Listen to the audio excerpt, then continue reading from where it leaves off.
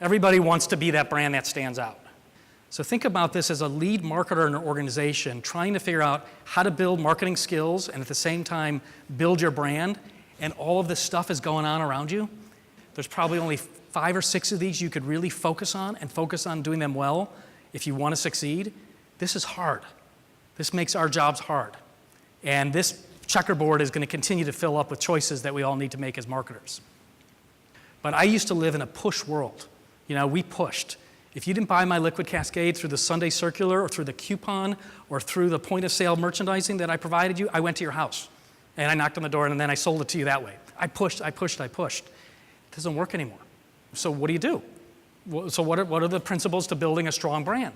There's 5 things that I think companies that do this well today really get. Be clear on your purpose. Figure out what your brand is in the business to do or your company's in the business to do. Why do we exist? If I'm at State Farm, we exist to make sure you live life more confidently every single day.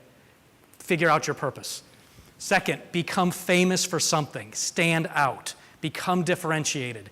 Be that brand that others talk about. Third, arm your communities. Communities, I would say, are internal. Your employee base first. When I think about one of my clients is Home Depot and the 80,000 orange aprons, the amount of work they do to build that brand that no TV or any other kind of advertising could ever do for them is amazing.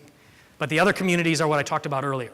All these social communities and these communities that will do the heavy lifting for you. Experience matters. Nailing the intersection of online and offline, physical and digital, and continuing to be on brand.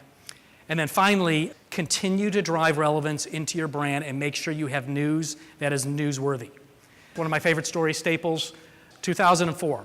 We get in there in Brighton, and we get the first meeting with the executive team and the CMO, who still happens to be there. She's kind of beating the odds. And we get the data, and we start doing market scanning, and we look at the world that they're in. It's a sea of sameness.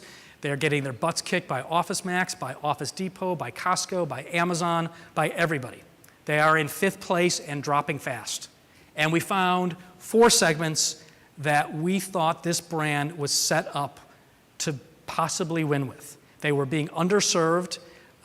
They were looking for something different in the experience. When they aligned the executive team on hassle-free, they killed a $1 billion office furniture purchase they were about to make.